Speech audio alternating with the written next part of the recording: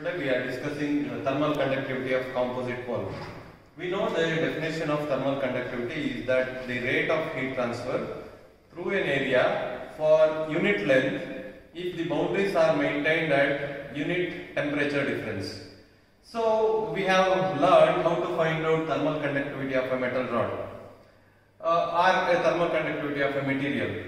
In this case, in most of the cases, we may be interested in knowing the thermal conductivity of composite wall also.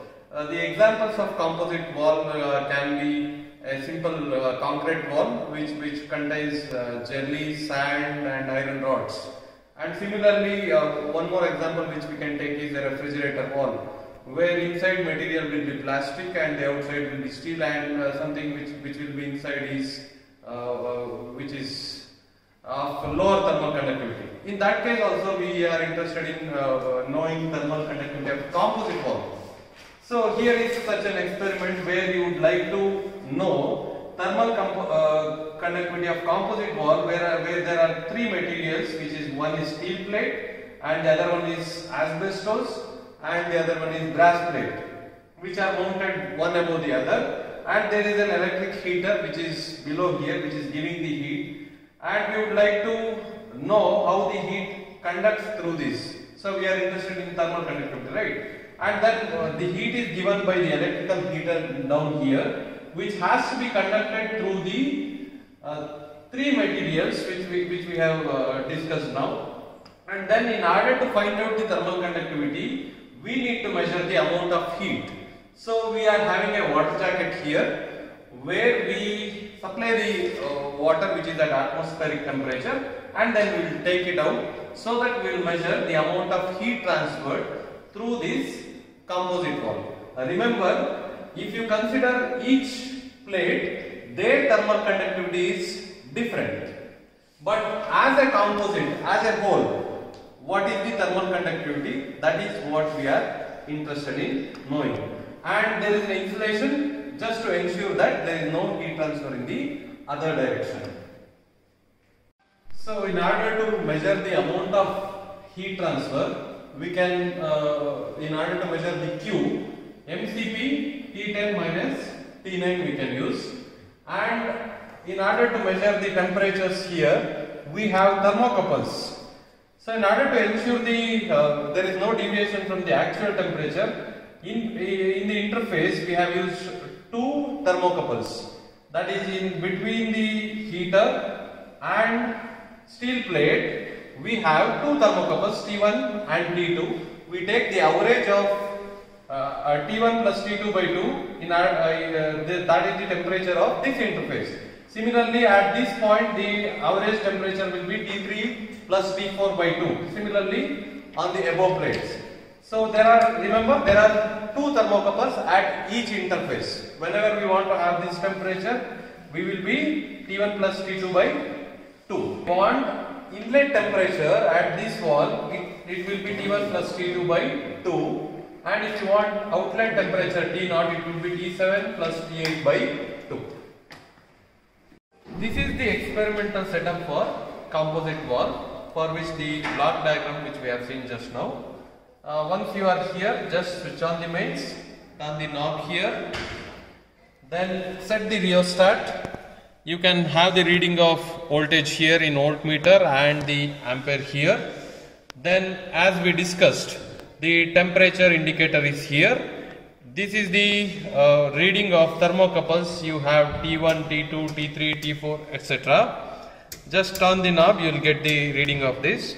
Then in order to have the heat transfer, there is a water jacket as we have discussed. The water tank is here, and the water inlet which you have seen in the block diagram is the blue one, the water which is going inside, and there is a red line which is the hot water which is taking away the heat from there, and there is the water flow which you can set. Then you can measure the T10, T7 and the water inlet temperature is T9 and the water outlet temperature is T10. The volume flow of water can also be measured using this jar and a timer. We will see thermal conductivity of composite wall, how to calculate that by theoretical way. So we know that from Fourier's law of conduction, Q is equal to K delta T by L, where Q can be simplified to delta T divided by L and Ka goes here. L by K is nothing but resistance. So I will come back here. The resistance is nothing but L by Ka. At the same time, resistance total of a composite wall can also be given by R resistance of steel plus resistance of asbestos and resistance of brass, which can be simplified as L by K of steel, L by K of asbestos and L by K of brass. Then since the area diameter of the each plate is same, area can be taken out, which is common for all the plates. Then what you will have here, then you can calculate by substituting the values as we know these values, we can calculate R total. Then we will come back here. Once again, this formula here I am going to put R total can be given as L total divided by K equivalent, which is the thermal conductivity of a composite wall, into area which we know. Then simplify it for K equivalent. Then what you will have is this formula. All the values R total which we have calculated it from here. Then what you will have is the K equivalent. What we have done, we have calculated K equivalent theoretically. We also had the thermal conductivity by experiment. We are going to compare the thermal conductivity which we have got it from the experiment and which we have got it by theoretical calculation. Total thickness of the wall will be L1 plus L2 plus L3, that is steel plate, asbestos and then the brass plate. Thermal conductivity of the composite wall is given by K is equal to QL divided by A into delta T, which is nothing but the Fourier law of heat conduction. You get the thermal conductivity of the composite wall as 0.773 watt per meter degree Celsius.